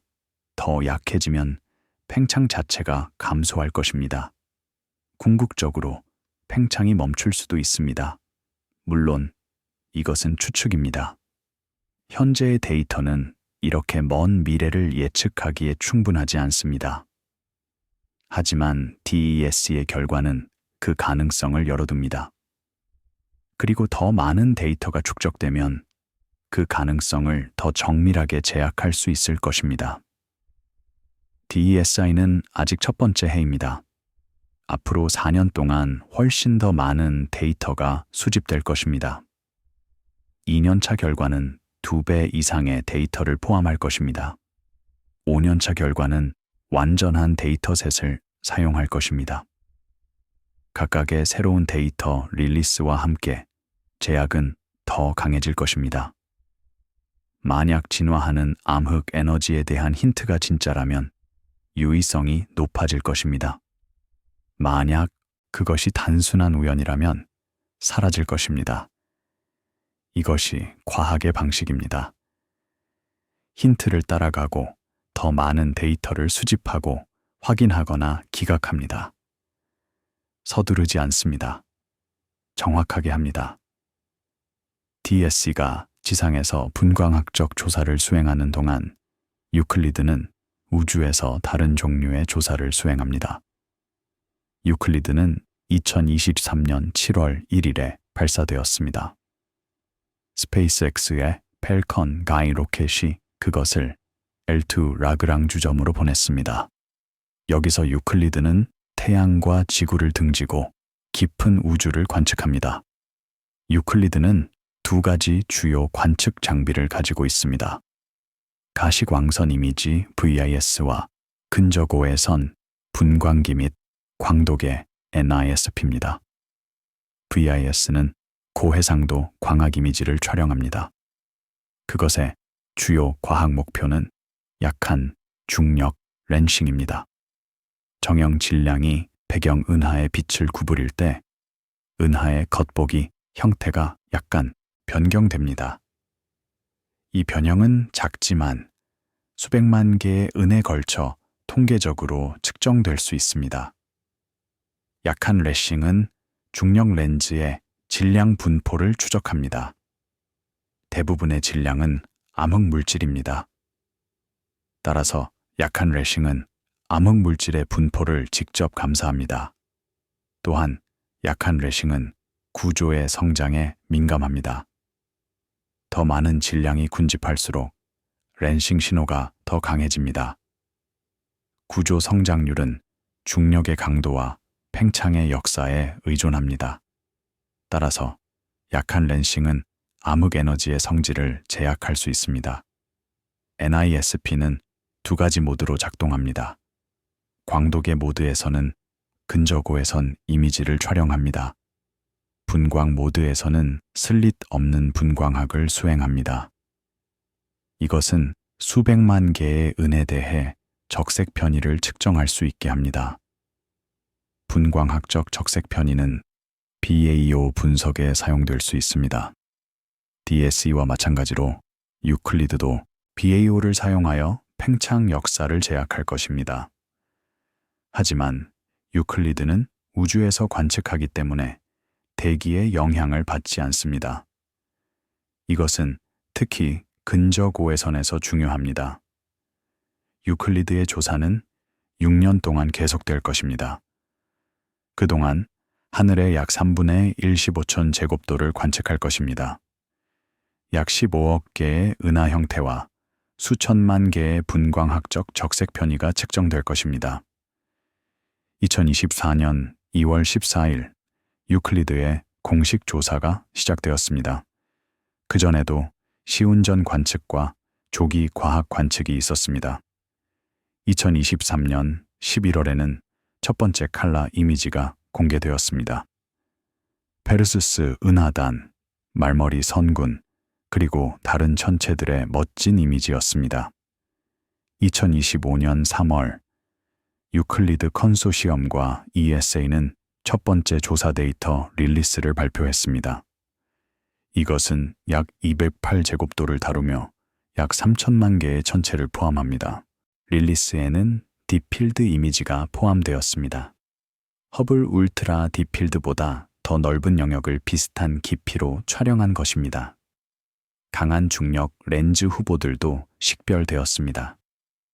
배경 은하가 아인슈타인, 골이나 여러 개의 상으로 나타나는 극적인 렌싱 현상입니다. 과학적 분석은 아직 예비적입니다. 체계적 효과, 점 확산 함수 보정, 형태 측정 정확도를 검증하는 데 시간이 걸립니다. 하지만 데이터의 품질은 기대에 부응합니다. 유클리드가 DESI와 다른 점은 관측 방법입니다. DESI는 분광학에 집중합니다. 유클리드는 이미지에 더 많은 강조점을 둡니다. 특히 형태 측정은 유클리드의 장점입니다. 약한 렌싱은 형태 측정에 의존합니다. 은하의 본래 형태를 모르기 때문에 렌싱 변형은 통계적으로만 측정될 수 있습니다. 수백만 개의 은하의 형태를 평균해면 렌싱 신호가 드러납니다. 이것은 정밀한 형태 측정을 요구합니다. 점 확산 함수, 즉 망원경이 점광권을 어떻게 흐리게 하는지를 정확히 알아야 합니다. 검출기의 비선 형성과 픽셀 효과를 보정해야 합니다. 이 모든 것이 체계적 오차의 원인이 될 수 있습니다. 유클리드 팀은 이러한 체계적 효과를 이해하고 보정하는 데 많은 노력을 기울이고 있습니다. 첫 번째 데이터 릴리스는 그 노력의 시작입니다. 향후 몇 년 동안 유클리드는 점점 더 강력한 우주론적 제약을 제공할 것입니다. DSEI의 BAO 측정과 결합하면 팽창 역사와 구조 성장에 대한 더 완전한 그림이 그려질 것입니다. 이것이 왜 중요할까요? 팽창의 미래에 대한 질문으로 돌아갑니다. 만약 팽창이 언젠가 멈춘다면 그것은 암흑 에너지의 진화를 통해 일어날 것입니다. 우주 상수는 영원히 일정합니다. 하지만 진화하는 암흑 에너지는 약해질 수 있습니다. 충분히 약해지면 중력이 다시 지배하고 팽창이 감속합니다. DSE와 유클리드는 암흑 에너지의 성질을 제약합니다. 그것이 우주 상수인지 아니면 시간에 따라 변하는지, 만약 변한다면 어떻게 변하는지. 현재의 데이터는 우주 상수와 일치합니다. 하지만 약간의 진화에 대한 힌트가 있습니다. 더 많은 데이터가 그 힌트를 확인하거나 기각할 것입니다. 만약 암흑 에너지가 정말로 약해지고 있다면 팽창의 미래에 대한 질문이 더 흥미로워집니다. 얼마나 빨리 약해지고 있는가? 완전히 사라질 것인가? 팽창이 멈추거나 역전될 것인가? 이러한 질문들은 현재의 데이터로는 답할 수 없습니다. 하지만 미래의 데이터는 더 많은 것을 알려줄 것입니다. 그리고 우리는 인내심을 가지고 기다립니다. 과학은 서두르지 않습니다. 그것은 정확함을 추구합니다. 잘못된 답을 빨리 얻는 것보다 옳은 답을 천천히 얻는 것이 낫습니다. 우주는 138억 년 동안 팽창해 왔습니다. 몇 년 더 기다리는 것은 아무것도 아닙니다. 이제 이야기의 마지막 부분으로 들어갑니다. 모든 관측을 종합하고 팽창의 미래에 대해 무엇을 말할 수 있는지 정리합니다. 우주론에서 미래는 관측되지 않습니다. 그것은 추론됩니다. 과거의 관측에서 패턴을 찾고 그 패턴을 미래로 외삽합니다. 하지만 이 외삽은 불확실합니다. 왜냐하면 우리가 모르는 것들이 있기 때문입니다. 플랑크는 초기 우주를 보여줍니다. CMB의 온도 변동은 빅뱅 후 38만 년의 상태를 기록합니다. 거기서부터 현재까지의 진화는 잘 이해됩니다. 람다 CDM 모델은 그 진화를 잘 설명합니다. DSC와 다른 BAO 측정은 중간 우주를 보여줍니다. 적색편이 0에서 2까지, 빅뱅 후 약 30억 년에서 현재까지. 이 시기의 팽창 역사도 잘 측정됩니다. 람다 CDM은 대부분의 데이터와 일치합니다. 하지만 약간의 긴장이 있습니다. SH0ES와 다른 국소 측정은 현재를 보여줍니다. 그들은 오늘의 팽창률을 직접 측정합니다. 이 값은 CMB에서 추론된 값과 약간 다릅니다. 허블 긴장입니다. 유클리드는 구조의 성장을 보여줍니다. 약한 렌싱은 질량이 어떻게 군집했는지 추적합니다. 이것은 팽창과 중력의 균형에 민감합니다. 아직 초기 단계이지만 앞으로 강력한 제약을 제공할 것입니다. 이 모든 관측을 종합하면 팽창의 역사에 대한 그림이 그려집니다. 초기의 빠른 팽창 인플레이션, 그 다음 복사 지배 시대의 감속, 물질 지배 시대의 계속된 감속, 그리고 약 60억 년 전부터 시작된 가속. 이 가속은 암흑 에너지 때문입니다. 람다 CDM 모델에서 암흑 에너지는 우주 상수입니다. 그것은 영원히 일정합니다. 따라서 가속도 영원히 계속됩니다.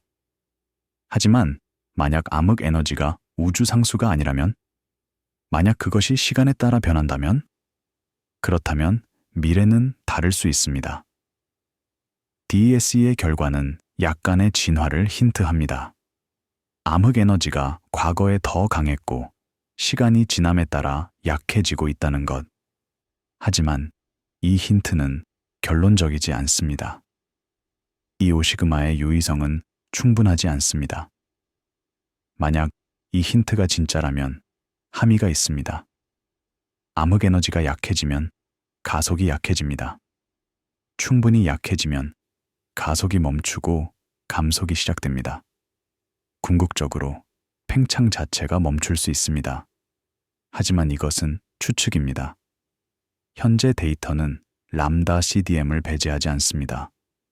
우주 상수가 맞을 수 있습니다. 그 경우 팽창은 영원히 가속합니다. 또한 암흑 에너지가 약해지더라도 그것이 완전히 사라진다는 보장은 없습니다. 어떤 값에서 멈출 수 있습니다. 또는 다시 강해질 수 있습니다. 데이터만이 말해줄 수 있습니다. 팽창이 멈추는 시나리오를 더 자세히 생각해 봅시다. 만약 암흑 에너지가 완전히 사라진다면 우주는 물질만 남게 됩니다. 물질의 중력은 팽창을 감소시킵니다. 현재 우주의 물질 밀도는 임계 밀도보다 낮습니다. 임계 밀도는 공간을 정확히 평탄하게 만드는 밀도입니다. 밀도가 임계보다 낮으면 팽창은 영원히 계속됩니다. 감속하지만 멈추지 않습니다. 하지만 암흑 에너지가 양수일 때는 다릅니다. 암흑 에너지는 음의 압력을 가지고 팽창을 가속시킵니다. 만약 암흑 에너지가 사라지면 물질만 남고 팽창은 감속합니다. 실제로 팽창이 멈추려면 물질 밀도가 충분히 높아야 합니다. 또는 공간이 양의 공률을 가져야 합니다. 닫힌 우주입니다. 현재 관측은 우주가 평탄하거나 매우 약간 열려 있다고 말합니다. 하지만 약간 닫혀 있을 가능성도 배제되지 않습니다.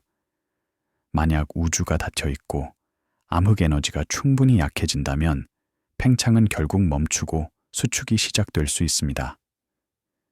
이것이 빅크런치 시나리오입니다. 빅크런치에서 우주는 역으로 진화합니다. 은하들이 가까워지고 밀도가 증가하고 온도가 상승합니다. 결국 우주는 빅뱅과 비슷한 상태로 돌아갑니다. 뜨겁고 밀도 높은 특이점. 하지만 이것은 현재 데이터에 의해 선호되지 않습니다. 대부분의 관측은 람다 CDM과 일치하며 그것은 영원한 가속을 예측합니다. 다른 극단적인 시나리오도 있습니다. 빅립입니다. 만약 암흑 에너지가 약해지는 대신 강해진다면 팽창은 점점 더 빨라집니다. 빅립 시나리오에서 암흑 에너지의 밀도가 시간이 지남에 따라 증가합니다. 이것은 팬텀 에너지라고 불립니다. 상태 방정식 매개 변수 W가 1보다 작습니다. 충분히 강한 팽창은 모든 묶인 구조를 찢어놓습니다. 먼저 은하단이 분리됩니다. 그 다음 은하가 해제됩니다. 별이 행성에서 떨어져 나갑니다. 결국 원자 자체가 찢어집니다. 이것은 매우 극단적인 시나리오이며 현재 데이터에 의해 지지되지 않습니다. 대부분의 관측은 W가 1에 가깝다고 말합니다. 우주 상수 값입니다.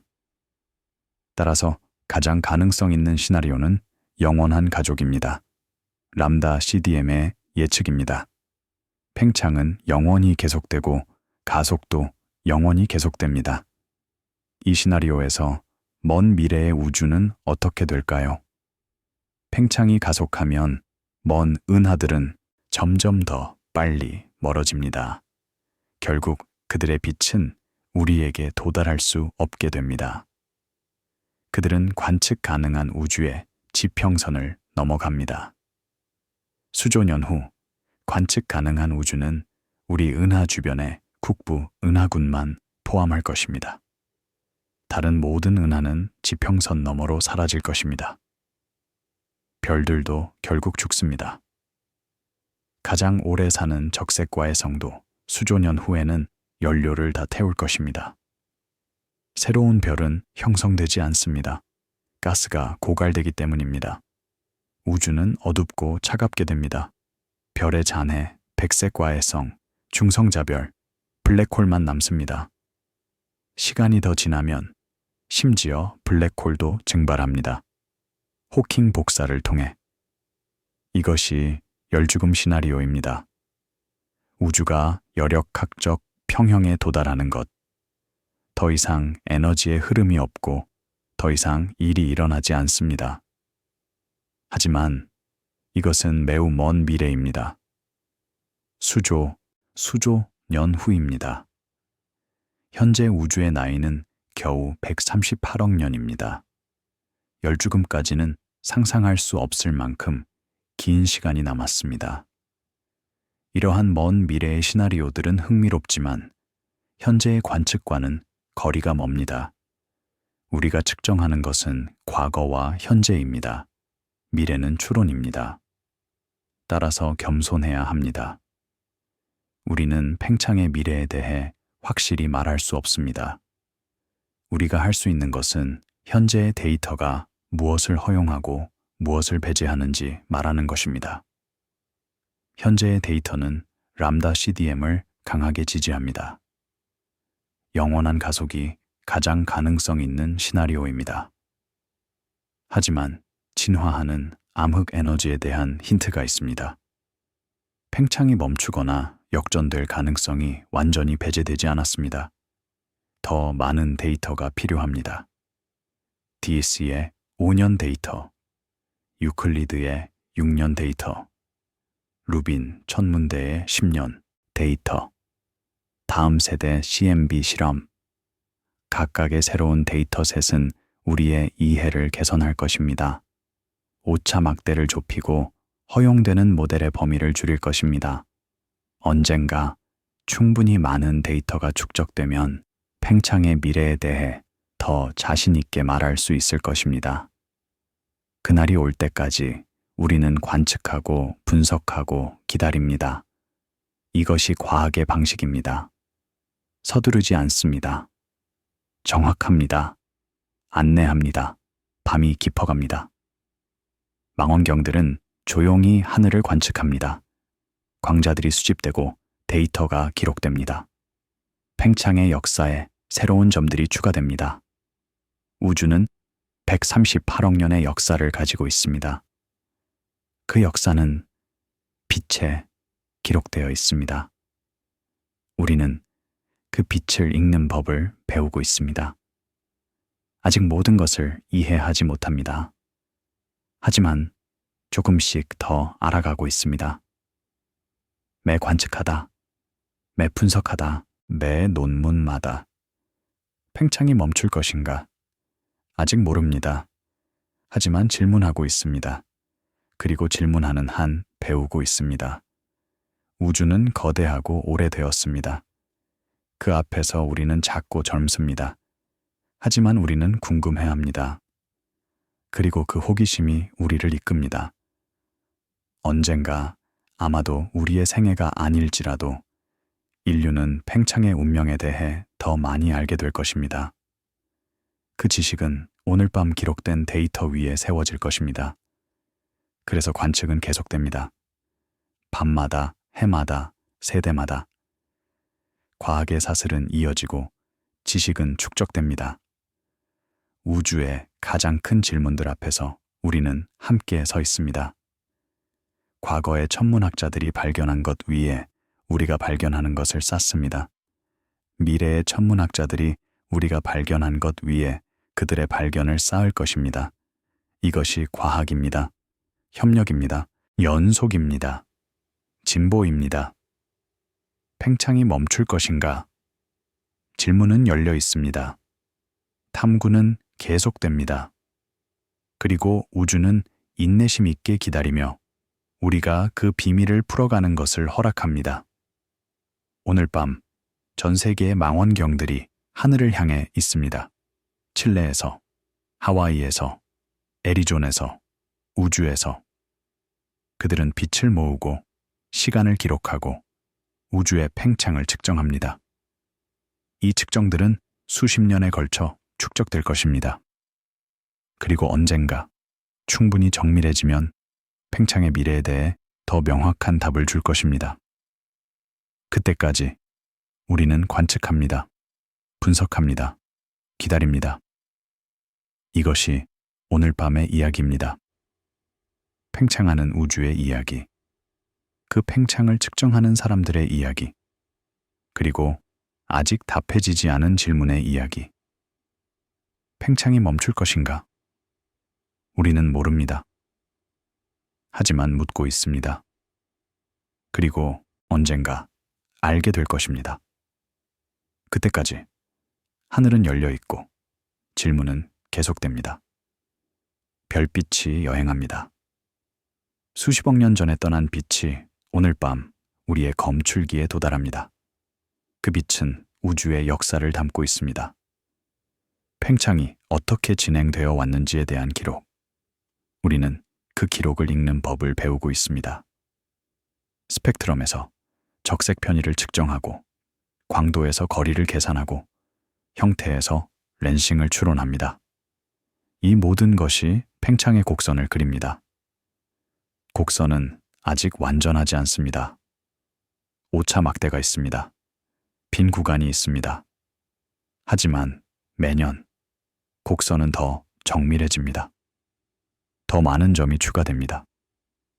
언젠가 곡선이 충분히 정밀해지면 미래가 보일 것입니다. 팽창이 영원히 계속될지, 멈출지, 역전될지. 그 날이 올 때까지 우리는 관측합니다. 밤이 지나가고 새벽이 다가옵니다. 하늘이 밝아지고 별들이 사라집니다. 하지만 그들은 사라지는 것이 아닙니다. 단지 태양의 빛에 가려지는 것입니다. 밤이 다시 오면 별들은 다시 나타날 것입니다. 그리고 망원경은 다시 그들을 관측할 것입니다. 이 사이클은 계속됩니다. 밤과 낮, 계절과 계절, 년과 년. 우주론의 리듬은 멈추지 않습니다. 팽창이 멈출 것인가? 우주만이 알고 있습니다. 하지만 우리는 묻고 있습니다. 그리고 묻는 한 답에 가까워지고 있습니다. 오늘 밤 관측된 데이터는 내일의 분석에 사용됩니다. 내일의 분석은 다음 달의 논문에 포함됩니다. 다음 달의 논문은 다음 해의 리뷰에 인용됩니다. 이렇게 지식이 축적됩니다. 한 번에 한 관측식, 한 번에 한 분석식, 한 번에 한 논문식. 과학은 개인의 작업이 아닙니다. 그것은 공동체의 작업입니다. 수천 명의 과학자들이 함께 일합니다. 각자의 전문 분야에서 각자의 기여를 합니다. 플랑크 팀은 CMB를 분석합니다. DSI 팀은 BAO를 측정합니다. 유클리드 팀은 펜싱을 연구합니다. SH0ES 팀은 거리 사다리를 보장합니다. 이 모든 팀들이 함께 팽창의 역사를 그립니다. 어느 한 팀도 혼자서는 할 수 없는 일입니다. 이것이 과학의 아름다움입니다. 협력, 공유, 축적. 우주의 가장 큰 질문들 앞에서 인류는 하나가 됩니다. 국적과 언어와 문화를 넘어서 같은 질문을 묻습니다. 우주는 어떻게 시작되었는가? 어떻게 진화하는가? 어떻게 끝날 것인가? 이 질문들은 오래되었습니다. 인류가 처음 하늘을 올려다보았을 때부터 물었습니다. 하지만 대답은 새롭습니다. 현대 과학이 제공하는 대답은 이전의 어떤 대답보다 정밀합니다. 우주는 138억 년 전에 뜨거운 빅뱅으로 시작되었습니다. 그 이후로 팽창하고 냉각되고 구조가 형성되었습니다. 현재 팽창은 가속하고 있습니다. 미래는 아직 불확실합니다. 이것이 우리가 알고 있는 것입니다. 더 많이 알기 위해 계속 관측합니다. 망원경 돔이 다시 열립니다. 새로운 밤이 시작됩니다. 새로운 광자들이 수집됩니다. 새로운 데이터가 기록됩니다. 팽창의 역사에 새로운 페이지가 추가됩니다. 그리고 언젠가 그 역사가 미래를 말해줄 것입니다. 그때까지 우리는 기다립니다. 인내심 있게, 호기심 있게, 겸손하게. 우주는 거대합니다. 그것은 우리의 이해를 넘어섭니다. 하지만 우리는 시도합니다. 그리고 시도하는 것이 중요합니다. 팽창이 멈출 것인가? 언젠가 알게 될 것입니다.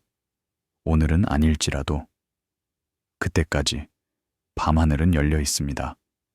별들은 빛나고 있습니다. 망원경은 관측하고 있습니다. 그리고 우주는 조용히 팽창하고 있습니다. 적어도 우리가 아는 한 이것이 이야기의 끝입니다. 하지만 탐구는 계속됩니다. 매일 밤 새로운 빛이 수집됩니다. 매일 밤 새로운 데이터가 축적됩니다. 매일 밤 우리는 조금 더 알게 됩니다. 우주의 비밀은 서서히 드러납니다. 하나씩 천천히, 하지만 확실하게. 팽창이 멈출 것인가? 질문은 남아 있습니다. 대답은 기다리고 있습니다. 데이터 속에, 별빛 속에, 우주 속에. 우리는 그것을 찾을 것입니다. 언젠가, 그때까지 관측은 계속됩니다. 그리고 우주는 인내심 있게 기다립니다. 우리가 그 비밀을 풀어가는 것을 허락하면서. 오늘 밤도 별들은 빛납니다. 은하들은 멀어집니다. 우주는 팽창합니다. 그리고 우리는 바라봅니다. 측정합니다. 궁금해합니다. 이것이 과학입니다. 이것이 호기심입니다. 이것이 인간입니다. 팽창이 멈출 것인가?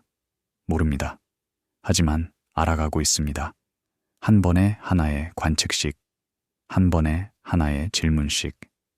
우주는 우리의 질문에 천천히 대답합니다. 그리고 우리는 귀를 기울입니다. 언제나 더 알아야 할 것이 있습니다.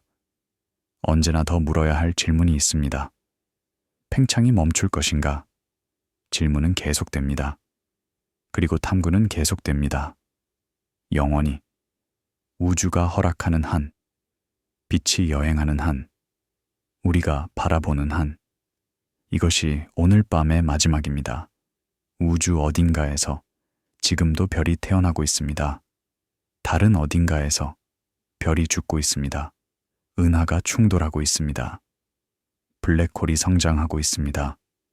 그리고 이 모든 것 위에 공간 자체가 늘어나고 있습니다. 팽창, 언제까지 계속될까요? 언젠가 멈출까요? 우주만이 알고 있습니다. 하지만 우리도 알고 싶습니다. 그래서 물어봅니다. 그래서 관측합니다. 그래서 기다립니다. 팽창이 멈출 것인가? 답은 별빛 속에 있습니다. 우리는 그것을 읽어가고 있습니다. 천천히, 조심스럽게, 정확하게. 이것이 과학입니다. 이것이 우리의 예정입니다. 우주를 이해하려는 여정. 오늘 밤도 그 여정은 계속됩니다.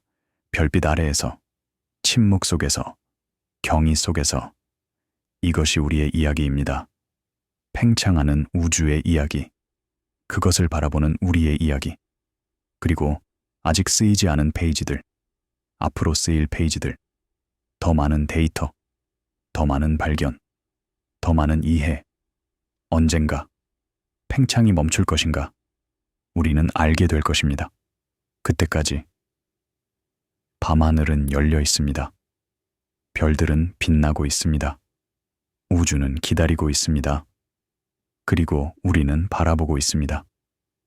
오늘 밤도 내일 밤도 영원히 끝. 편안한 밤 되세요. 좋은 꿈 꾸세요. 안녕히 주무세요.